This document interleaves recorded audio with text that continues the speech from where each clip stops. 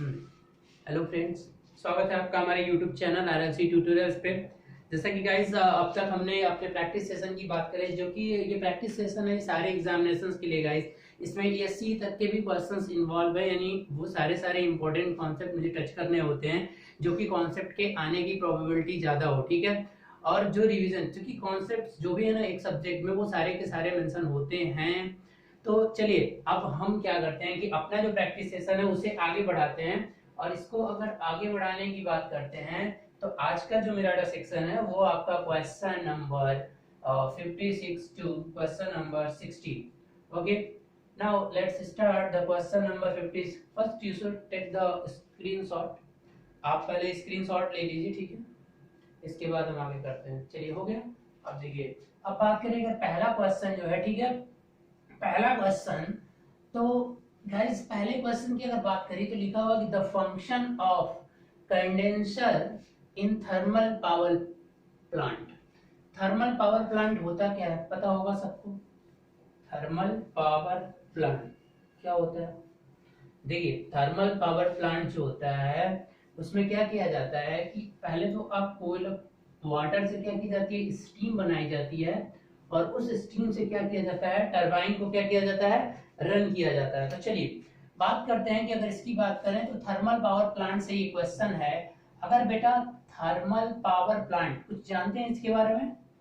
Thermal power plant, power plant का मतलब electrical energy को जनरेट करेगा। ठीक है, तो अगर इलेक्ट्रिकल एनर्जी आपको जनरेट करनी है तो आपके पास कौन कौन से प्लांट होते हैं बेटा? एक तो न्यूक्लियर पावर प्लांट होता है, एक आपका डीजल पावर प्लांट होता है, एक हाइड्रो इलेक्ट्रिक पावर प्लांट होता है, और एक ये आपका थर्मल पावर प्लांट। ठीक है, या तो इसे स्टीम पावर प्लांट भी बोल सकते हो। तो अब ये जो थर्मल पावर प्लांट है, अगर इस थर्मल पावर प्लांट की बात करें तो मेरा स्पेसिफिक टास्क क्या, चलिए कुछ आपने क्वेश्चन नहीं पढ़ा है कोई फर्क नहीं पड़ता, आपको क्या करना है कि आप कोयला यूज करोगे, कोयला आएगा, और वो कोयला आपका क्या होगा, उस कोयले को यूज करेंगे फ्यूल के रूप में, और उस फ्यूल से आप वाटर का क्या करोगे, आप स्टीम बनाओगे, और उस स्टीम को फिर सुपर हीटेड करोगे, इकोनॉमाइजर लगाओगे। उसके बाद से वो स्टीम कहाँ जाएगी, एक टरबाइन को जाएगी, और वो टरबाइन चलाया जाएगा। उसके बाद टरबाइन से क्या होगी कि एनर्जी आपकी मैकेनिकल एनर्जी इलेक्ट्रिकल एनर्जी में कन्वर्ट करने के लिए एक जनरेटर लगा होगा। ठीक है, यानी यहां से आपकी फ्यूल की एनर्जी टरबाइन मैकेनिकल में चेंज कर देगा, और मैकेनिकल से आगे जनरेटर लगा होगा जो कि क्या कर देगा, इलेक्ट्रिकल एनर्जी आपको दे देगा। तो आप खुद सोचिए कि इसमें क्या क्या आपको करना होगा। कि पहले मान लीजिए, पहले तो आपको एक इसमें क्या क्या कंपोनेंट्स जो लगेंगे वो अब मैं बात कर दूं। अगर कंपोनेंट्स की बात करो थर्मल पावर प्लांट में, तो आपका क्या लगेगा? ठीक है, चलिए जल्दी बता दीजिए क्योंकि क्वेश्चन सादे आते हैं इसमें। पहले तो आपको एक बॉयलर चाहिए, फर्स्ट क्या चाहिए आपको, बॉयलर। पहले आपको क्या चाहिए, बॉयलर। बॉयलर में क्या करेंगे आप, बॉयलर में कोल को यूज करके बर्न करेंगे वाटर को, जिससे क्या करेगा, स्टीम का बनेगा, और उस स्टीम को क्या किया जाएगा। अब इसमें भी कुछ चीजें होती हैं। अब बॉयलर के अंदर भी क्या होता है, कुछ सुपर हीटर होता है, सुपर हीटर। ठीक है, फिर आपका इकोनोमाइजर। ठीक है, ये सारे होते हैं जो कि देखिए डिटेल से मैंने डिस्कस कर रहा हूं, लेकिन ये सारे के सारे मतलब कंपोनेंट्स होते हैं, जो कि पार्ट्स होते हैं। उसके बाद आपका क्या होता है, टरबाइन होता है। ठीक है, टरबाइन, टरबाइन के बाद क्या होता है, जैसे ही आपकी स्टीम जाएगी, एग्जॉस्ट करेगी, एग्जॉस्ट किस पे होगा, टरबाइन पे, तो टरबाइन मूव करने लगेगा। उसके बाद वो स्टीम किसमें चेंज होना शुरू करेगी, धीरे धीरे वाटर में, तो उसको और ठंडा करके पूरा वाटर बनाने का काम क्या करेगा, फिर आपका लगेगा कंडेंसर। ठीक है,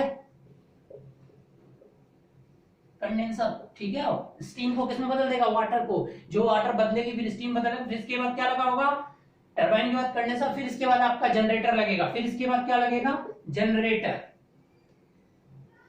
ठीक है, तो इस तरह से प्रोसेस होती है, ये एक साइकिल होता है, वो हमेशा चलता रहता है। ठीक है, तो अब क्वेश्चन क्या था कि the function of the condenser in thermal power plant.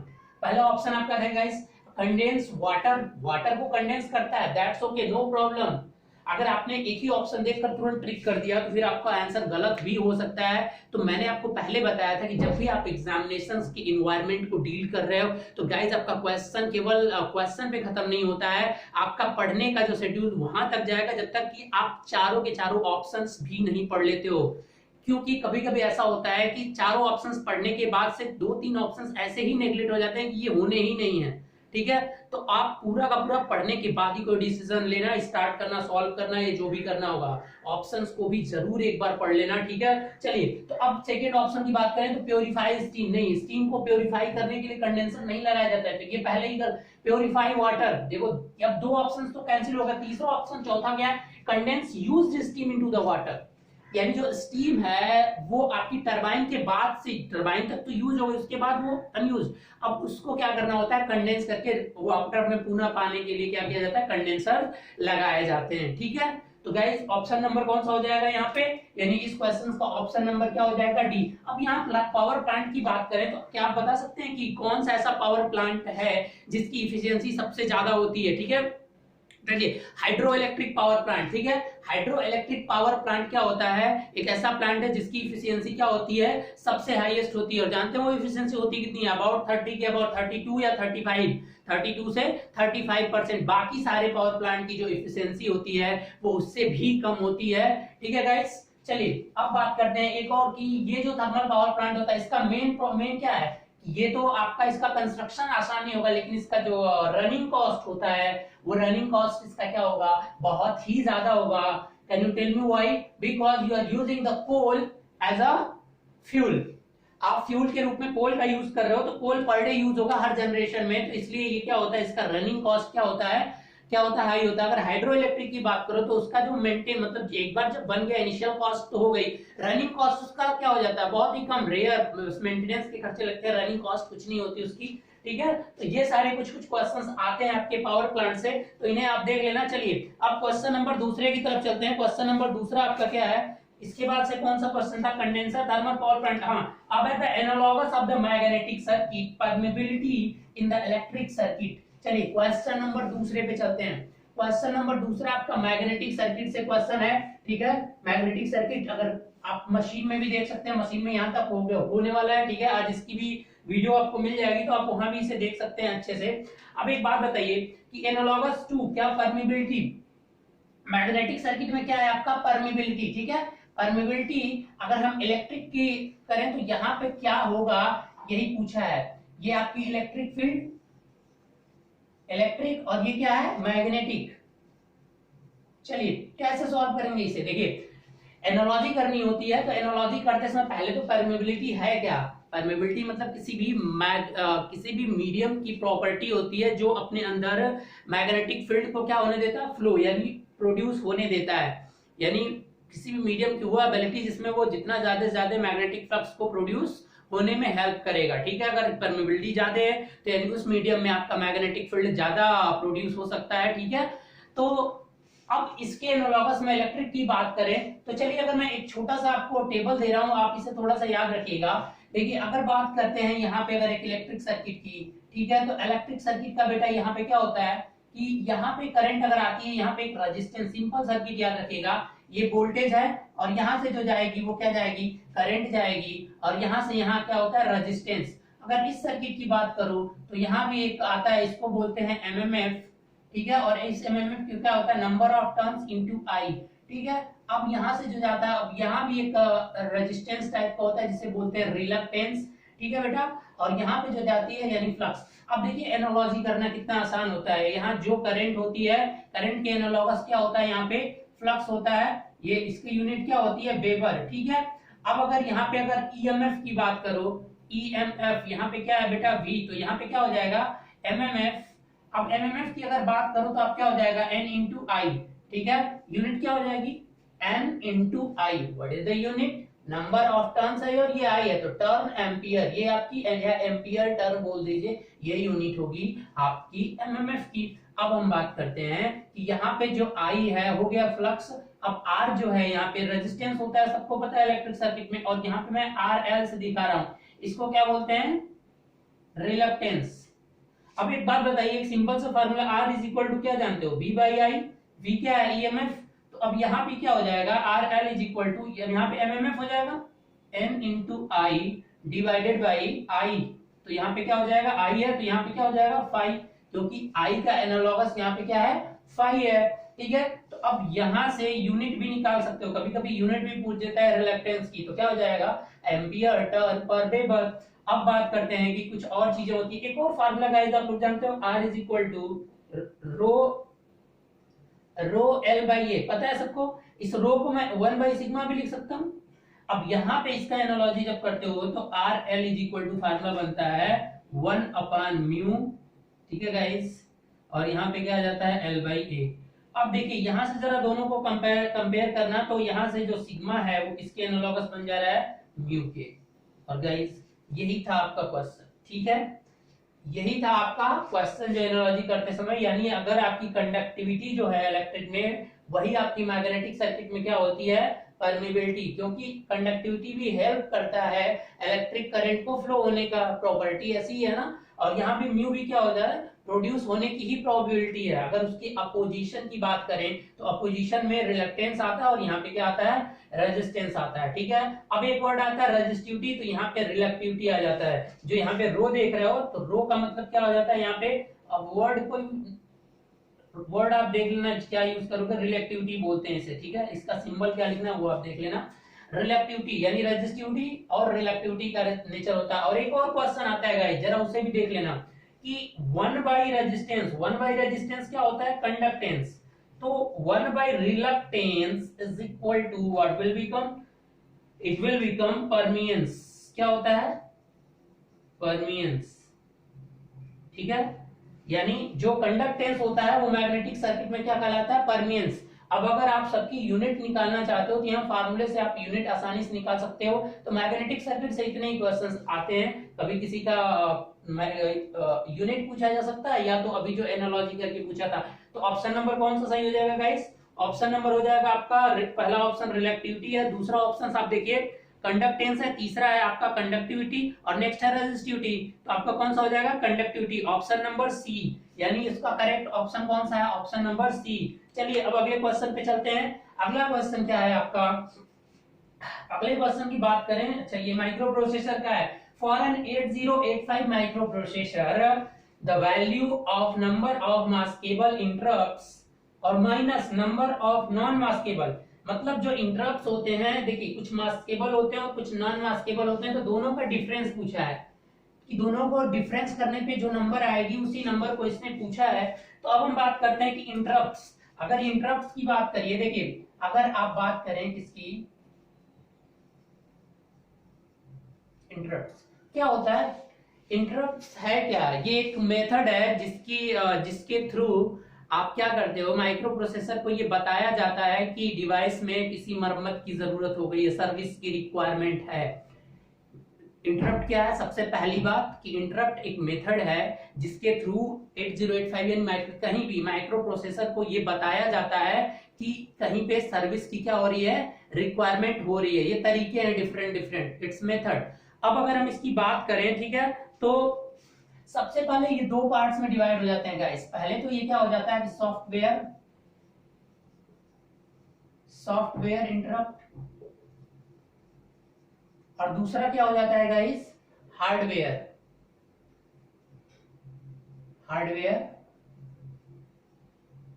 Interrupts, ठीक है।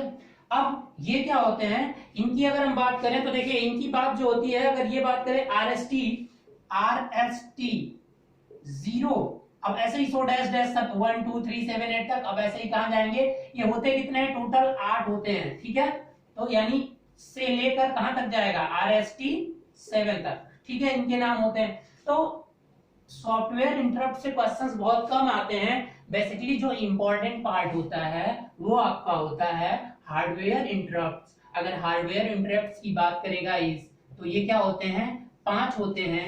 अब मैं इन्हें लिख रहा हूं और इनसे जो जो इंपॉर्टेंट क्वेश्चंस यहां से बनने वाले होते हैं वो मैं आपको बता देता हूं। तो पहले आप याद करिएगा कि पहले क्या होता है, एक मेथड है TRAP ट्रैप, और उसके बाद आपका RST 7.5, ठीक है 7.5, फिर आपका आता है RST 6.5, फिर आपका आता है RST 5.5, और फिर आपका आता है IN, ठीक है INTR, ठीक है INTR।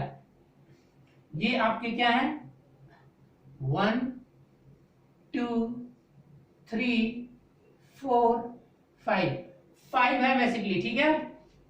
तो देखिए अगर इसमें से मैं बात करूं कि कौन सा मास्केबल होता है और कौन सा क्या होता है नॉन मास्केबल होता है, उसकी थोड़ा सा बात कर लीजिएगा, ठीक है। तो इसके बारे में बात करें, देखिए आपका मास्केबल की बात करें तो ये जो चार, देखो मैं दूसरे कलर से दिखा रहा हूं आपको, देखो इसमें से जो ये चार देख रहे हो ना बेटा, ये चार क्या होते हैं, मास्केबल होते हैं। मास्केबल का मतलब क्या होगा, मतलब इनके लिए क्या होगा कि कोई ना कोई क्या होगी इंटरप्ट, मतलब इग्नोर कर दिए जाएंगे या अवॉइड कर दिए जाते हैं। जब ये एक्टिव होंगे तो क्या करेंगे, अवॉइड कर देंगे, इतना ज्यादा आना नहीं है, ठीक है। चलिए अब अगर बात की करेंगे, जो ट्रैप अकेले देख रहे हो ना, ये ट्रैप अकेले क्या है, ये नॉन मास्केबल है, क्या है, नॉन मास्केबल, ठीक है। तो आपका यहां से जो क्वेश्चन अभी आया था उस क्वेश्चन को जरा समझ लीजिए। क्वेश्चन क्या पूछा था, क्वेश्चन ये था कि नंबर ऑफ मास्केबल इंटरप्ट्स कितने हैं भाई, मास्केबल में 4 है ना, कितने हैं 4, और minus number of non maskable कितना है 1।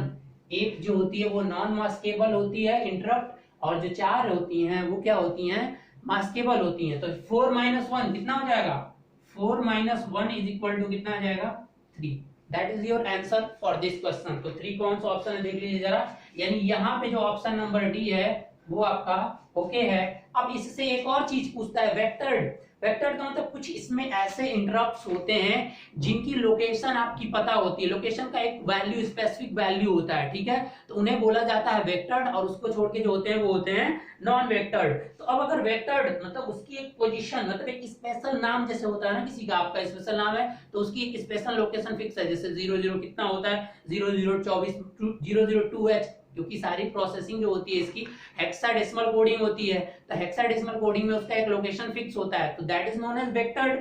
तो अब अगर बात करो तो वेक्टर्ड में कौन कौन से आते हैं, अब इसी को गाइस उल्टा कर देना। बस अब देखो मैं यहाँ पे ट्रिक बता रहा हूँ आपको, एक मिनट रेड वाली मार्कर, एक मिनट।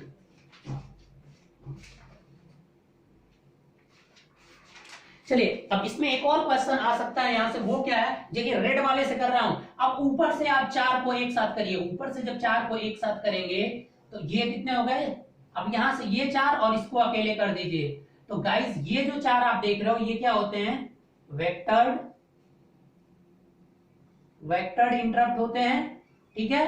और ये जो अकेले INTR बच गया ये क्या होता है, नॉन वेक्टर्ड, ठीक है। तो इस तरह से इस पे भी क्वेश्चंस आ सकते हैं। तो ये आप इंटरप्ट्स के बारे में थोड़ी चीजें यहाँ पे हैं, ठीक है। तो ये माइक्रो प्रोसेसर का क्वेश्चन था, आप समझ जाना इसे। चलिए अब हम चलते हैं नेक्स्ट क्वेश्चन पे, ये गाइस अब नोट कर लेना, ठीक है। चलिए नेक्स्ट क्वेश्चन आपका क्या था, नेक्स्ट क्वेश्चन की अगर बात करें हम तो नेक्स्ट क्वेश्चन आपका कहां से था, 3 क्वेश्चन हो गए ना।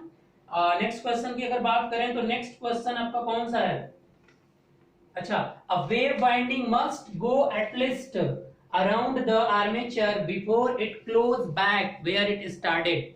देखिए आपकी वाइंडिंग से क्वेश्चन है ये, डीसी मशीन की जो वाइंडिंग होती है, जो डीसी मशीन की वाइंडिंग होती है, डीसी ये मशीन और ये हो गया आपका वाइंडिंग, दो तरह का होता है बेटा। एक तो क्या होता है लैप वाइंडिंग और दूसरा क्या होता है वेव वाइंडिंग। तो पहले तो यहां से एक क्वेश्चन ये देख लीजिए कि लैप वाइंडिंग किसके लिए यूज होता है, फॉर हाई करंट, ठीक है। रेटिंग हाई करंट रेटिंग अगर चाहिए आपको, हाई करंट के लिए आप हमेशा इसे यूज करोगे। अगर आपको हाई वोल्टेज की रेटिंग चाहिए, हाई वोल्टेज रेटिंग अगर चाहिए तो आप क्या यूज करोगे, वेव बाइंडिंग यूज की जाती है, ठीक है। तो लैप वाइंडिंग में क्या होता है कि नंबर ऑफ पोल्स जितने रहेंगे उतने ही आर्मेचर पैरेलल पाथ जो होता है, ठीक है, A इज इक्वल टू हमेशा क्या होता है नंबर ऑफ पोल्स के होता है, और यहाँ पे जो A होता है नंबर ऑफ आर्मेचर पर parallel path is equal to कितना होता है 2 होता है, ठीक है। ये भी क्वेश्चन आता है, यहाँ पे A हमेशा जितने पोल होते हैं उतने होता है। अब यहाँ जो क्वेश्चन पूछा है कि देखो लैप वाइंडिंग इसका जो कंस्ट्रक्शन होता है वो, इसे वेव क्यों बोलते हैं, क्योंकि ये एक जगह से स्टार्ट हुआ इस तरह से, ठीक है, ऐसे आता है फिर इस तरह से,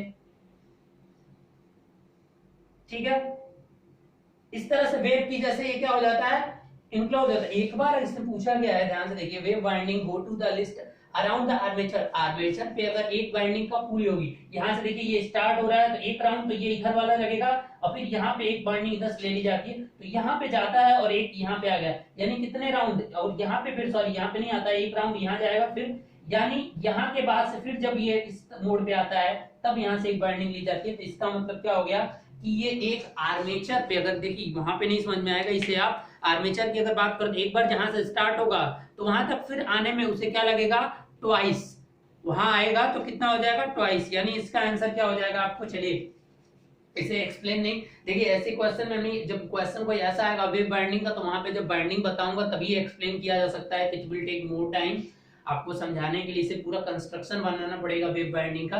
तो जस्ट इसे अभी आप थोड़ा सा स्किप करिए, तो इसका आंसर क्या हो जाएगा वो आप देख लीजिए, क्या हो जाएगा, ट्वाइस, ठीक है, सी क्या हो जाएगा इसका ऑप्शन, इस क्वेश्चन का ऑप्शन नंबर क्या हो जाएगा, सी, ठीक है गाइस। चलिए अब चलते हैं last, which type of device is junction field effect transistor. देखिए फील्ड इफेक्ट ट्रांजिस्टर आपको पता है कि क्या होती है, वोल्टेज कंट्रोल्ड होती है, ठीक है, क्योंकि फेट का जो इनपुट इंपेडेंस होता है वो बहुत ही हाई होता है गाइस, तो उसमें कोई करंट फ्लो नहीं हो पाती है, लगभग नेग्लिजिबल अमाउंट यूज किया मतलब एज्यूम किया जाता है। तो आप क्या कहेंगे कि अगर फील्ड इफेक्ट ट्रांजिस्टर की बात करते हैं और एक होता है बीजेटी, तो बीजेटी क्या होती है, करंट कंट्रोलिंग डिवाइस होती है, और आपका फेट क्या होता है, वोल्टेज कंट्रोल, मतलब आप इसके वोल्टेज को कंट्रोल करके इसके ऑन ऑफ या इसके जो भी प्रोसेस आप कर रहे हो उसको अपने कंट्रोल में आप कर सकते हो, ठीक है गाइस।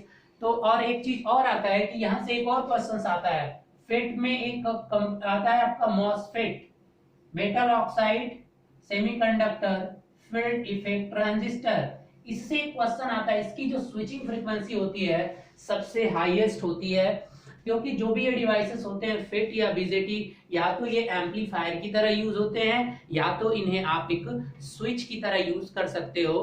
तो जब आप इन्हें स्विच की तरह यूज करते हो तो एक स्विचिंग फ्रीक्वेंसी आती है, ठीक है। तो अगर कोई भी डिवाइस सेमीकंडक्टर में अगर है तो वो मॉसफेट ही है जिसकी स्विचिंग फ्रीक्वेंसी क्या होती है, सबसे ज्यादा होती है। और गाइस ये क्वेश्चन बहुत बार रिपीट हो जाता है, छोटे छोटे क्वेश्चन कहीं भी रिपीट होते हैं, तो ये पावर इलेक्ट्रॉनिक्स का पार्ट, क्योंकि पावर इलेक्ट्रॉनिक्स में जो डिवाइसेस यूज होती हैं वो बेसिकली स्विच के रूप में यूज होती हैं, स्विच के फॉर्म में यूज होती हैं, वहां पे एम्पलीफायर के फॉर्म में नहीं यूज होती हैं।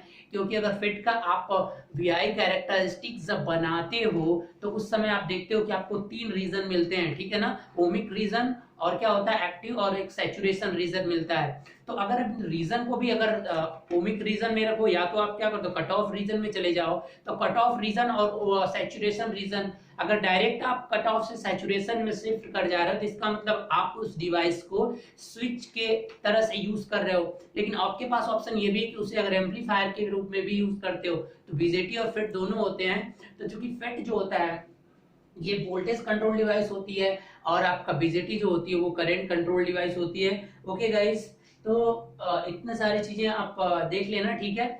बाकी अगले वीडियो में हम फिर अगले 5 क्वेश्चंस को लेंगे। और गाइस प्लीज लाइक करते रहिए आप चैनल्स को और ज्यादा से ज्यादा क्वेश्चन शेयर करते रहिए, ताकि जो भी students who are preparing for all the examinations, ये क्वेश्चंस अभी जो हैं, अगर इसमें बता दूं कि मैं सारे आपको प्रीवियस ईयर पेपर्स के क्वेश्चंस ही हैं, जो कि आप जैसे लाइक अगर पीजीसीआईएल की बात कर लो, ईएससी कर ले, ठीक है, तो ईएससी हुआ, पीजीसीआईएल हो, एसएससी जेई हो गया, ठीक है, आपका यूपीपीसीएल हो गया, ठीक है, और आपका डीएमआरसी, एलएमआरसी, ठीक है, और भी सारे पेपर्स जो भी हैं सबके ये क्वेश्चंस ही हैं। तो गाइस जो भी इंपॉर्टेंट है, और अभी देखना कि कुछ समय बाद सारे कॉन्सेप्ट क्या होने लगेंगे, रिवाइज होने लगेंगे। जैसे ही 300-400 क्वेश्चन के बाद हम चलेंगे तो उसके बाद सारे कॉन्सेप्ट फिर से रिवाइज होंगे। फिर मैं आपको दिखाऊंगा कि कुछ क्वेश्चंस कॉन्सेप्ट ऐसे हैं जो बार बार रिवाइज होंगे। गाइस तरीका वो चेंज करेंगे, कॉन्सेप्ट जो है ना, कुछ चीजें वो आपकी सेम रहेंगी, ठीक है। तो मैं कोशिश करता हूँ कि कुछ क्वेश्चंस 5 क्वेश्चंस में से सारे को पूरा इनिशियली डिस्क्राइब नहीं हो पाता, लेकिन कुछ क्वेश्चन बहुत अच्छे से डिस्क्राइब हो जाते हैं। तो आप लोग कंटिन्यूअस इस सारे वीडियोस को देखते रहिए, ठीक है।